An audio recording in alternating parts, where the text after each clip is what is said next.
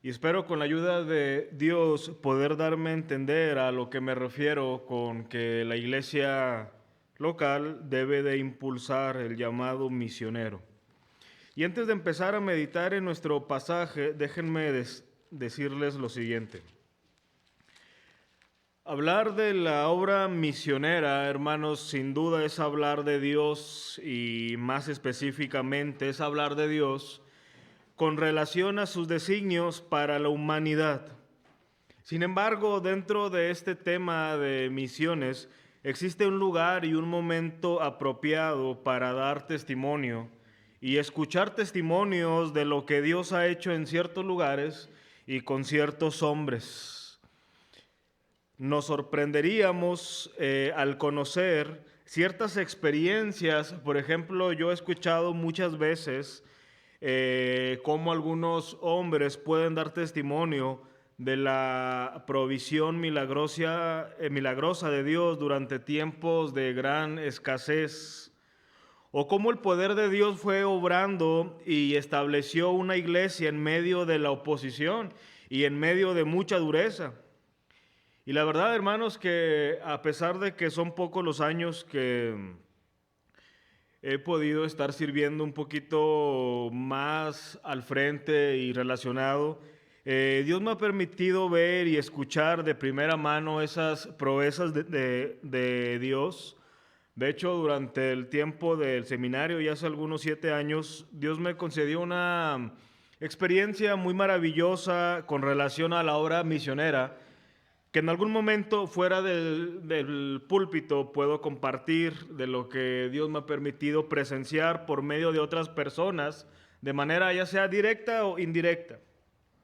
Digo esto porque una reflexión que ha pasado mucho por mi mente durante ciertos momentos es cómo impulsar o propiciar la obra misionera con el énfasis de levantar a hombres que asuman el rol de cumplir lo que ya conocemos como la Gran Comisión.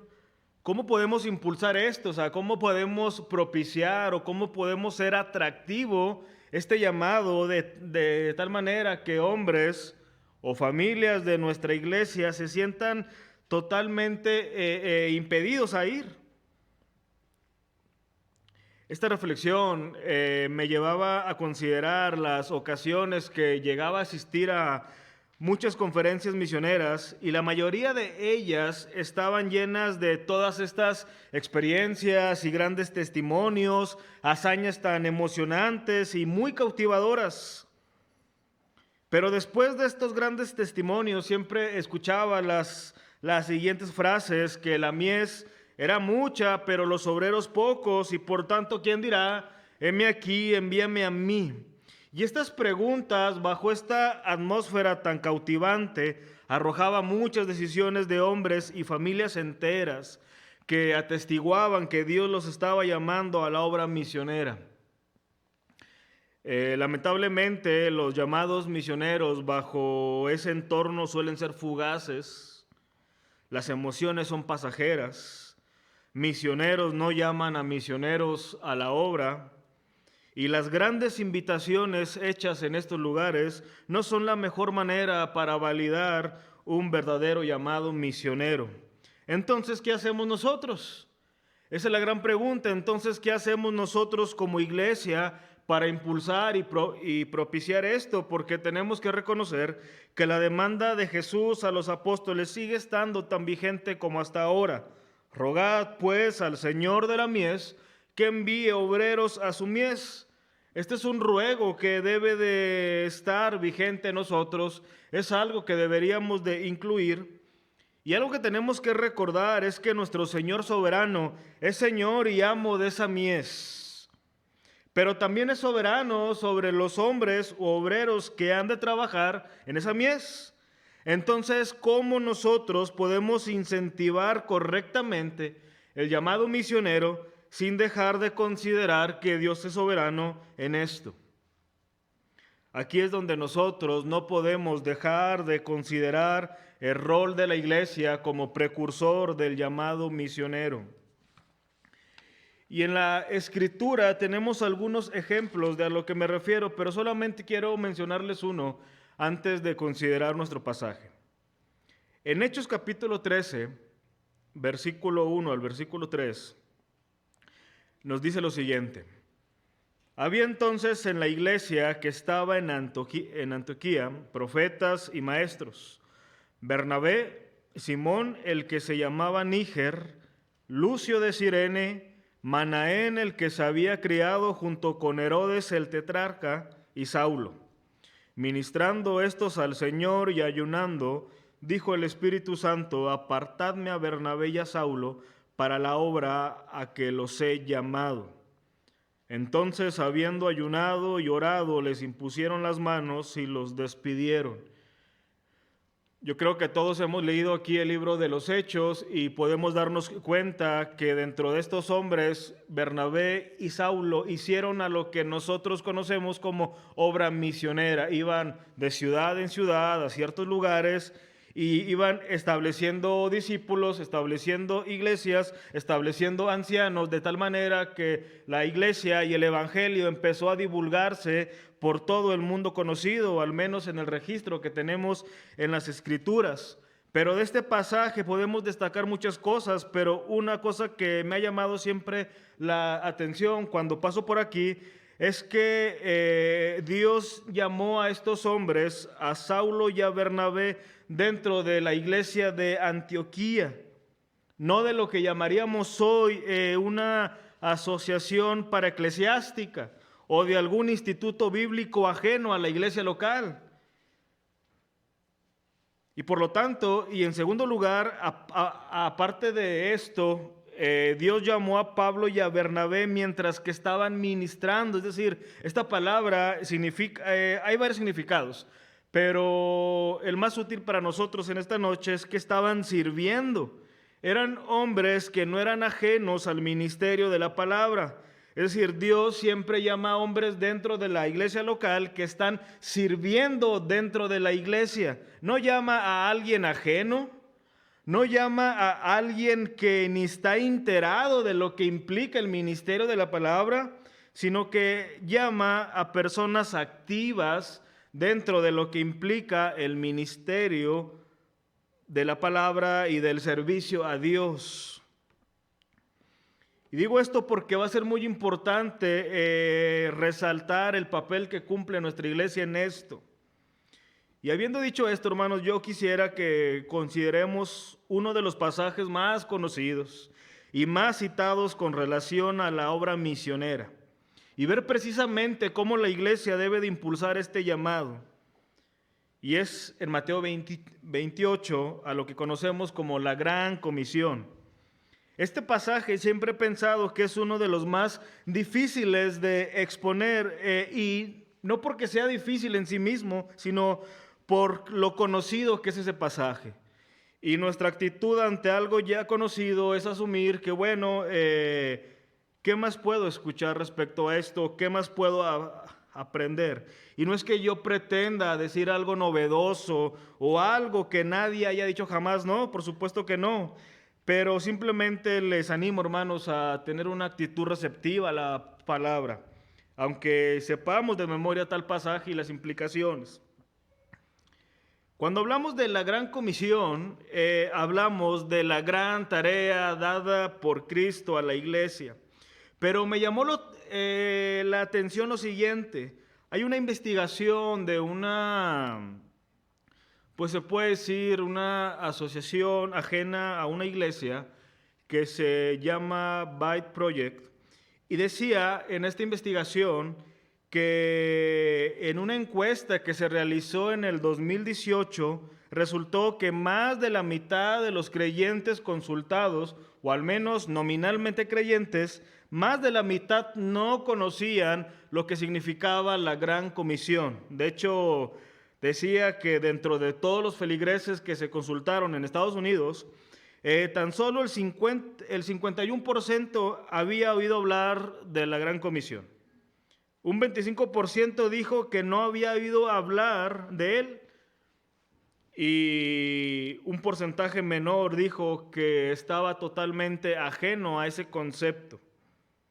Pero también en dicha investigación decía que la edad marcaba una diferencia muy significativa dentro de los creyentes al hablar de la Gran Comisión. Por ejemplo, decían que más de una cuarta parte de los ancianos o adultos mayores, el 29%, era totalmente ajeno de las implicaciones a lo que nosotros llamamos a ser discípulos. Y luego decían que a la generación llamada X, tan solo el 17% había escuchado alguna vez este concepto y 1 de cada 10 millennials estaba familiarizado. Aunque ni la mitad de ningún grupo de edad conocía bien la Gran Comisión, era menos probable que la generación adulta más joven la reconociera. En pocas palabras, los creyentes más jóvenes, en su mayoría, no conocen la Gran Comisión. Esto es muy preocupante. Y en nuestro país y en general en toda Latinoamérica no hay esta práctica de hacer estadísticas de todos los temas. En Estados Unidos sí. Y nos arroja esto, o sea, la gran mayoría no sabe qué es la Gran Comisión, o si lo ha escuchado no sabe lo que significa ni lo que representa y tiene dudas. Y esto me llamó mucho la atención a nosotros, o a mí, mejor dicho, porque yo pienso que un gran problema que reposa en la iglesia es dar por sentado cosas. Suponemos que los cristianos conocen la Gran Comisión, y aún peor o más triste, presuponemos que a veces nosotros y nuestra iglesia tiene el entendido por completo de lo que implica la Gran Comisión, lo que significa y su alcance. Cuando escuchamos nosotros la palabra Gran Comisión bajo el contexto religioso, debemos de poner en nuestra mente la gran tarea, la urgente tarea dada por Cristo a la iglesia. Dicha tarea no fue dada a la creación de Dios en general, ni a las asociaciones de este mundo, fue dada a la iglesia. Nuestro Señor Jesucristo nos comisionó y ordenó muchas cosas. Por ejemplo, Él nos comisionó no amar al mundo, nos ordenó amarnos unos a otros, apartarnos de inmundicias, congregarnos, orar sin cesar. Pero es interesante que cada uno de estos mandatos primariamente es de carácter individual, aunque con el cobijo de la iglesia, con el impulso de los hermanos, vamos a lograr cumplirlos. Pero son de carácter individual. Pero cuando vamos a Mateo 28 y leemos la Gran Comisión, vemos que esta no es una tarea individual, ni personal, ni de unos tantos. Es una gran comisión dada por Cristo hacia la iglesia.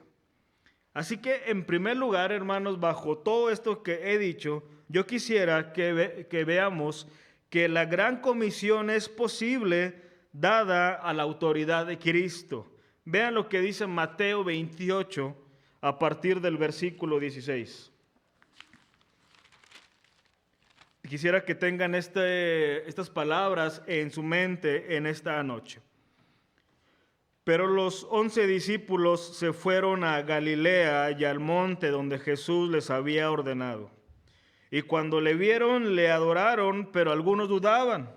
Y Jesús se acercó y les habló diciendo: toda potestad me es dada en el cielo y en la tierra. Por tanto, id y hacer discípulos a todas las naciones, bautizándolos en el nombre del Padre y del Hijo y del Espíritu Santo, enseñándoles que guarden todas las cosas que os he mandado. Y he aquí, yo estoy con vosotros todos los días hasta el fin del mundo.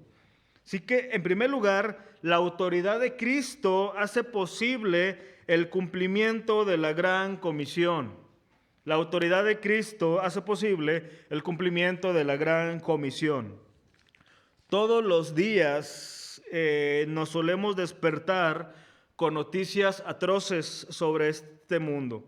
Asesinatos, robos, secuestros, perversiones, desertores de la común fe.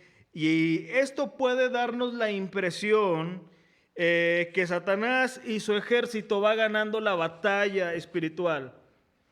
Esto ha propiciado en muchos creyentes un pensamiento pesimista y derrotista acerca de la Gran Comisión. Vemos los avances de la ideología de género, vemos lo que promueven, lo que se está enseñando, y de algún modo los creyentes piensan que Satanás va ganando la batalla y que al final será tanta la maldad que él ganará la batalla espiritual.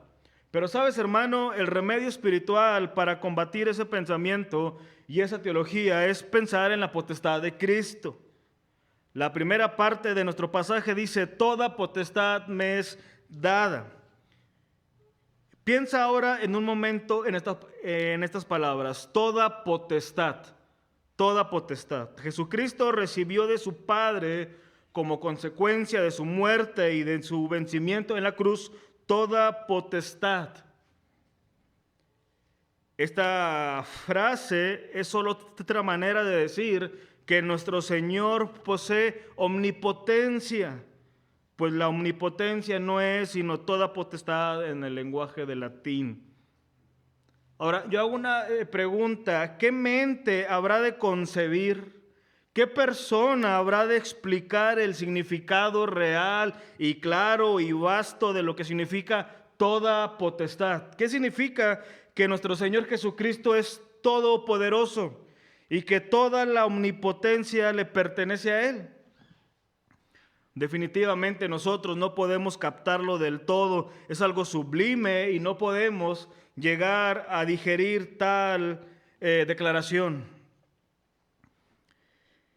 Cristo es poderoso porque es autoexistente, en Él reposa el poder de la creación, el poder de sustentar lo creado, el poder de formar y de quitar lo formado, el poder de abrir y cerrar, de derrocar o de establecer, de matar y de hacer vivir, el poder de perdonar y de condenar, de dar y de retener, de decretar y de cumplir cada decreto. En una palabra, todo le es conferido a nuestro Señor Jesucristo. Todo le es conferido a Él. Pero observen una vez más nuestro texto, porque dice que toda potestad le es dada, pero ahora incluye la palabra toda potestad me es dada en el cielo. Observen eso. No solamente es poderoso, sino que nuestro Señor afirmó que en el cielo toda potestad le es dada. Y alguien decía que Él tiene el poder de Dios, pues Dios está en el cielo y el poder de Dios emana de ese trono central. Toda potestad le es dada en el cielo. Sin duda alguna, hermanos, esto se relaciona con la habilidad y el poder de Cristo en aspectos providenciales, con todas las fuerzas creadas, y las impele o las restringe a su voluntad, dando fuerza a la ley y dando vida a toda existencia. Se decía que los antiguos paganos soñaban diciendo que Apolo conducía el carro del sol y guiaba sus corceles de fuego en su curso cotidiano. Pero no es así. Jesús es Señor de todo. Y me gusta mucho la siguiente declaración dada por un antiguo pastor puritano. Él decía: todo el poder de la Sagrada Trinidad, Padre, Hijo y Espíritu, están a las órdenes de Jesús, quien es exaltado muy por encima de todo principado, autoridad y poder y señorío y sobre todo nombre que se nombra, no solo en este siglo, sino también en el venidero. Todo le es conferido a Cristo. Él es omnipotente. Y ustedes dirán, hermanos, bueno, ¿esto qué tiene que ver con la obra misionera? No tiene que ver absolutamente todo, porque al considerar una gran tarea, uno debe decir, bueno, ¿bajo qué respaldo, bajo qué declaración, bajo qué seguridad es que somos enviados? Bajo la declaración que todo le es conferido a Cristo. Nuestro texto dice que toda potestad le es dada a Cristo, y luego que esa potestad le es dada en el cielo, pero también dice que le es dada en la tierra.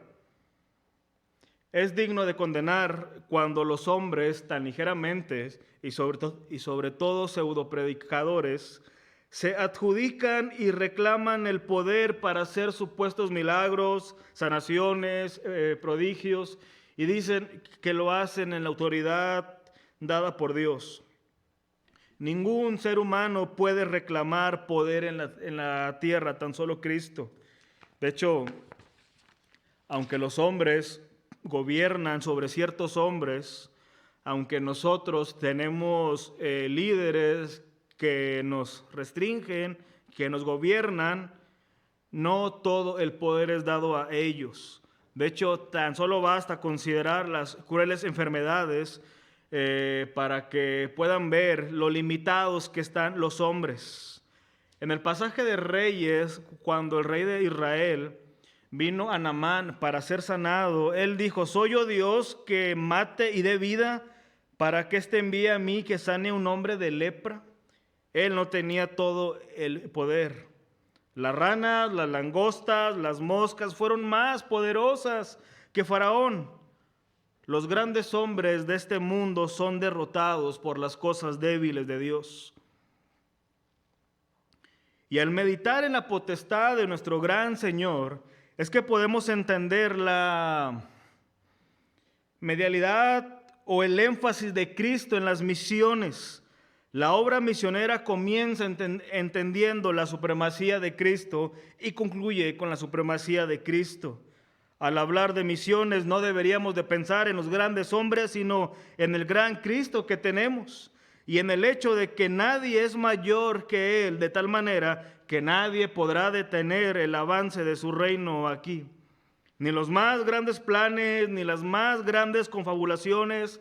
Se escuchan por todos lados la agenda globalista para el 2030, las maquinaciones de ciertos hombres, lo que están planeando para detener. Pero sabes, hermano, nadie va a poder detener el avance de Cristo y de su iglesia, porque todo reposa en la potestad de Cristo.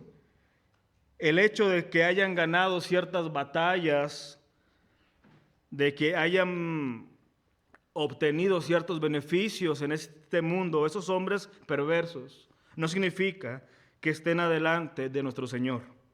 Así que esto es lo primero que yo quisiera que consideren cuando hablamos de la Gran Comisión, hablar de la potestad que tiene Cristo.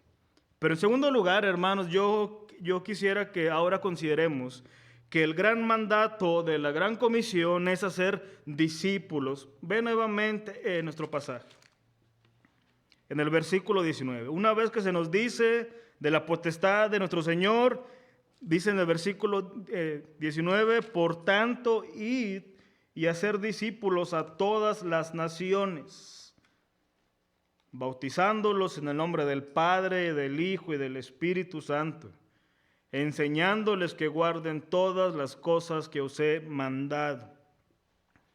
Hemos hablado sobre la autoridad de Cristo y aún no hemos mencionado cómo se relaciona la iglesia con el llamado misionero. Pero es aquí donde pretendo hacer tal relación de la iglesia con el llamado misionero, bajo lo que percibo debe de ser. Lo primero que quisiera que notaran en este versículo 19 es que el gran mandato de la Gran Comisión no es lo que conocemos como id, sino hacer discípulos. De hecho, en el original, el único imperativo de estos pasajes es hacer discípulos, no es ir. Y aunque esto pareciera no tener gran relevancia, en realidad es tan importante, porque si seguimos haciendo tal distinción entre lo que es ir a un lugar y hacer discípulos, corremos el riesgo de menoscabar la obra misionera y aún peor, corremos el riesgo que todos nuestros esfuerzos como iglesia sean meramente obras de filantropía y de altruismo. ¿Qué significa esto? Cuando hablamos de la filantropía, estamos hablando sencillamente como el amor de los hombres hacia la raza humana, es decir, por medio de acciones desinteresadas, al brindar ayuda social, económica, prestar trabajo voluntariado, etcétera, etcétera, y todo esto sin esperar nada a cambio. Eso es hacer obras de filantropía. Y cuando hablamos de altruismo, estamos diciendo que consiste en la motivación para actuar de manera consciente, voluntaria y desinteresada con el objetivo de ayudar o generar bienestar en los demás. Ahora, todo esto es muy loable, es muy bueno, es algo muy plausible, muchas palabras más que pudiéramos decir. Sin embargo, esto no es el Evangelio y esto no es hacer discípulos. Si nosotros como iglesia nos limitamos a ir a un lugar en nuestra ciudad o fuera de la ciudad a mandar víveres o todo tipo de ayuda, esto va a ser muy bueno y va a ayudar a las personas, pero esto en sí mismo no va a salvar a nadie. A nadie. De hecho, esto es algo que experimentábamos mucho en la sierra, que llegaban familias, asociaciones, ciertas iglesias con bicicletas, con despensas, con mandado, cosas muy buenas, y que la gente se emocionaba bastante. Pero lamentablemente duraba una semana, unos días, llevaban esto, se regresaban y las personas seguían bajo la misma condenación, bajo la ira de Dios. Hay un lugar correcto para esas ayudas dentro de la iglesia. Y la Escritura nos insta a hacer obras de caridad, por supuesto. Pero no nos confundamos, eso en sí mismo y exclusivamente eso no es hacer misiones. Cada uno de los pasajes que la Escritura menciona paralelamente al de Mateo 28 nos exhortan a ser discípulos. Nos exhortan a ser discípulos. Y nuestro texto nos dice cómo hacerlos. Nos dice, en primer lugar, bautizándolos. Bautizándolos. ¿Por qué menciona el bautismo en la Gran Comisión? Bueno, el bautismo en la Gran Comisión infiere la necesidad de verificar de que las personas verdaderamente hayan nacido de nuevo, puesto que el bautismo verdadero es efectuado por alguien que verdaderamente ha creído. Y solamente se puede hacer verdaderos discípulos con verdaderos creyentes. De hecho, una de las tareas o de las razones por la cual es tan difícil discipular es porque muchas veces nos hallamos en la imposible labor de discipular a personas no conversas. ¿Cómo le vamos a enseñar los pasos a seguir a Jesús a personas no creyentes? Les va a resultar locura, les va a resultar algo totalmente ajeno. Y decimos, bueno, ¿por qué esta persona no avanza, no crece, se detiene? Porque estamos en la imposible labor de hacer de una persona no creyente un discípulo. Pero en segundo lugar, también dice nuestro pasaje que enseñándoles todas las cosas.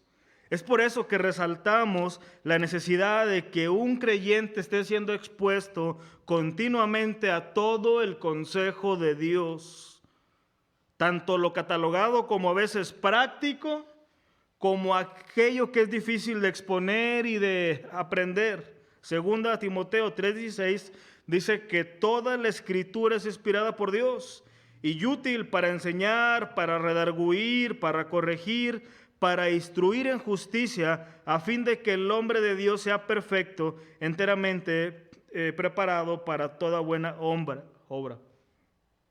Para que sea un buen discípulo es necesario que esté expuesto a todo el consejo de Dios.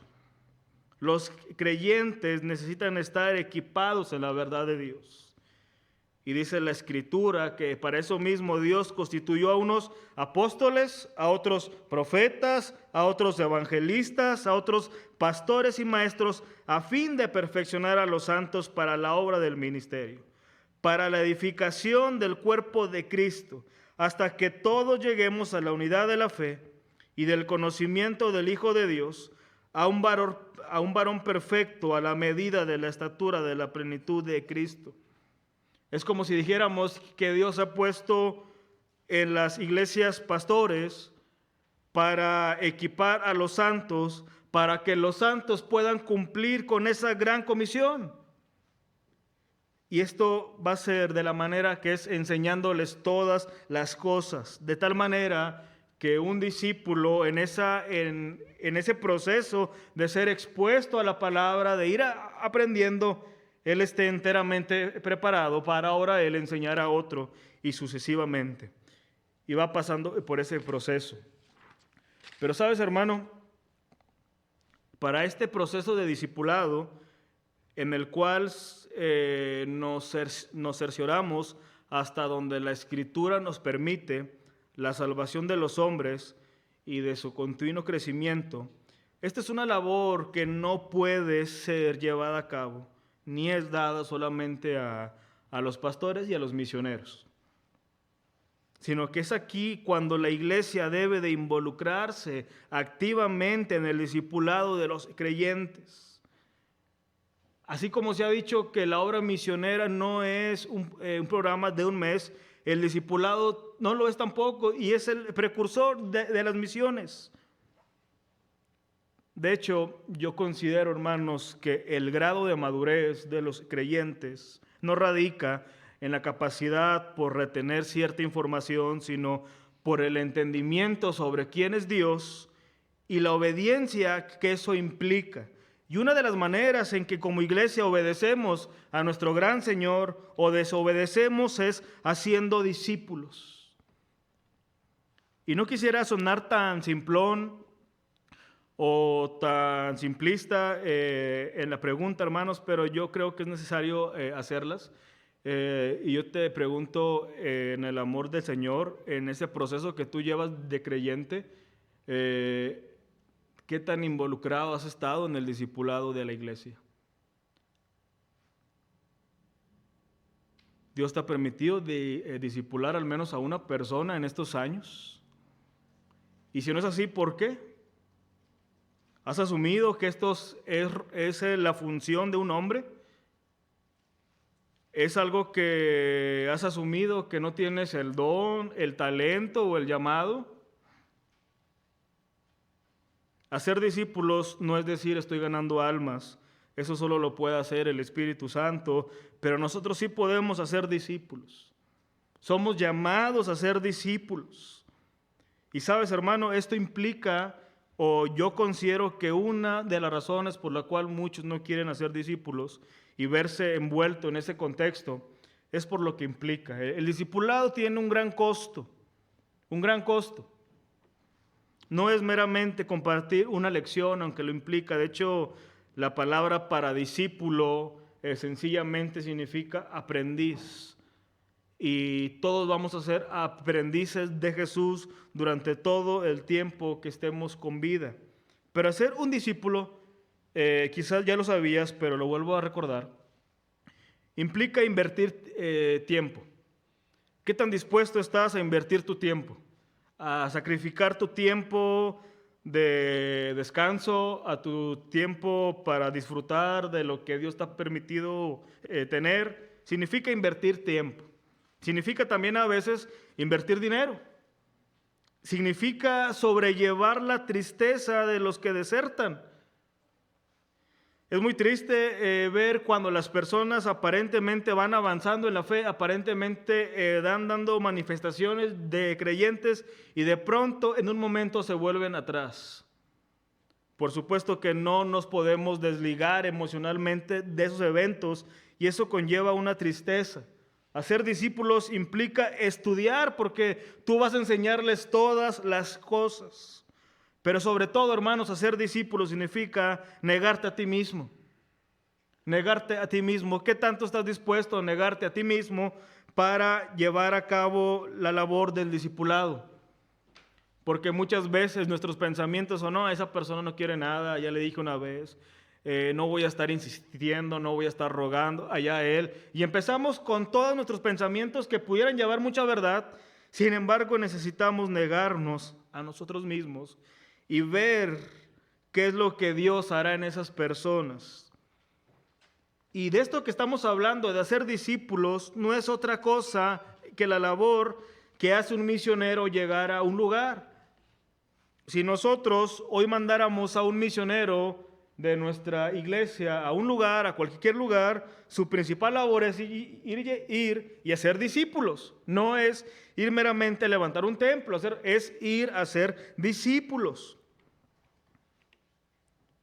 ¿cómo alguien de nuestra iglesia podrá saber si Dios lo ha apartado para la obra misionera?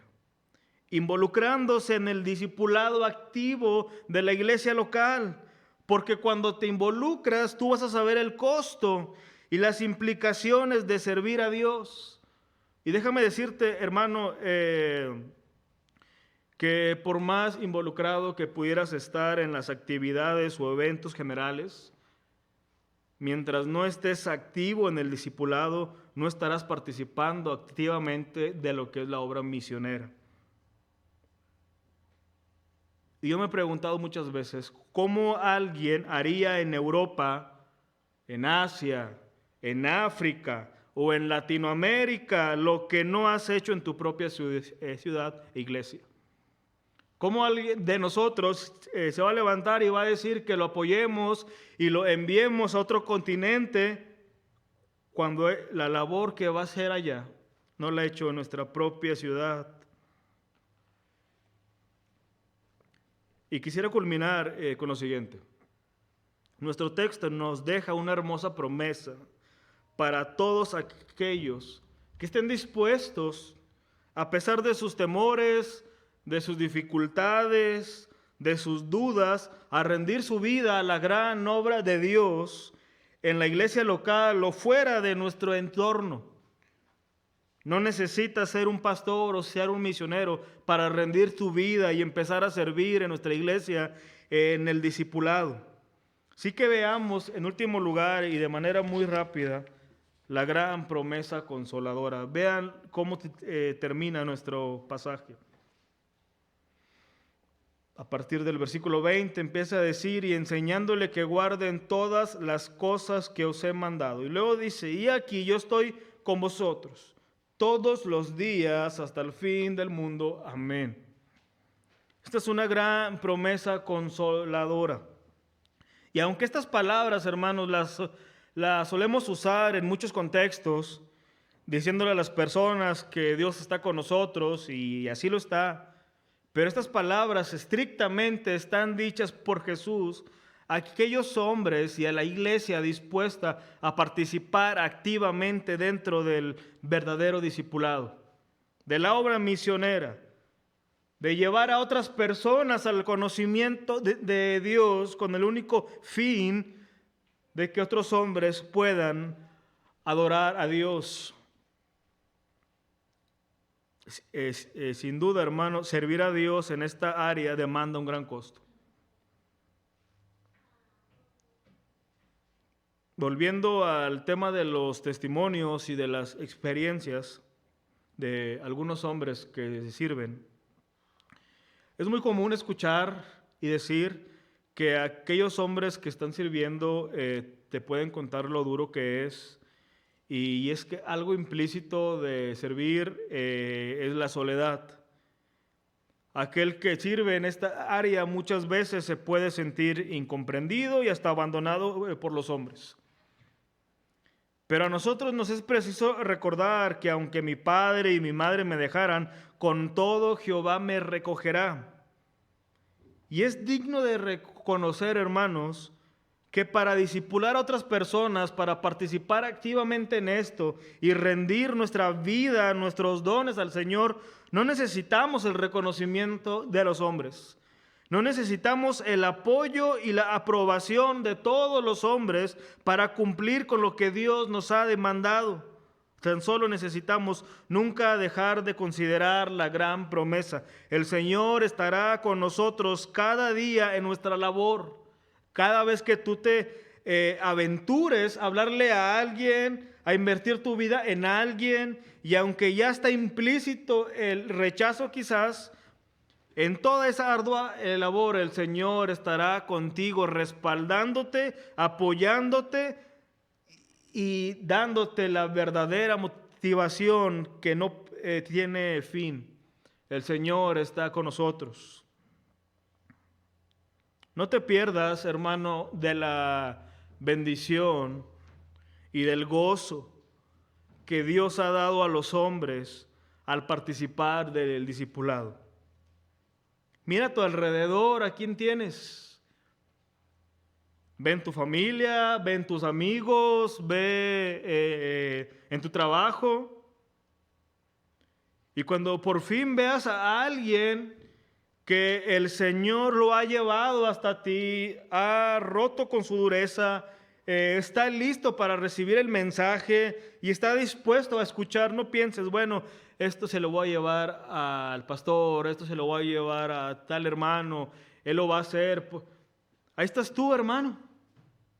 Ahí estás tú, y si no sabes por dónde se empieza, pregunta, investiga, ve qué necesitas, pero todos necesitamos cumplir con el gran mandato de hacer discípulos. Incluye en tus oraciones que el Señor te dé la sensibilidad a esto y que te dirija hacia una persona a la cual tú puedas invertir tu vida, invertir tu tiempo. Al final de cuentas, todos somos discípulos del Señor, pero es necesario que nosotros como discípulos demos ese paso de discipular. Así que les animo, hermanos, a ver en este pasaje una labor para todos y una manera de verificar si Dios tiene algo aún más para nosotros. Vamos a orar. Padre, te damos gracias, Señor, en esta noche por el tiempo que nos das de recordar, Señor, esto que tú has mandado para nosotros. No podemos pasar desapercibido lo que tú demandas. No podemos estar tan ajenos a la necesidad y estar pasando a otros la responsabilidad que tú nos has dado a todos como iglesia. Dirígenos, Señor, hacia alguien que tú tienes preparado para compartir de Cristo, para hacerlo tu discípulo. Danos la pericia, la habilidad, la capacidad, todo lo que necesitas, Señor, para hacer discípulos que te glorifiquen, que te honren. Y si en ese proceso de discipulado, Señor, tú has de apartar a algunos, que tú seas honrado, Padre. Pero ayúdanos a ser una iglesia que sus esfuerzos estén dirigidos en esta labor tan ardua, a ser discípulos que te glorifiquen. Gracias, Señor, por este tiempo. En el nombre de Jesús. Amén.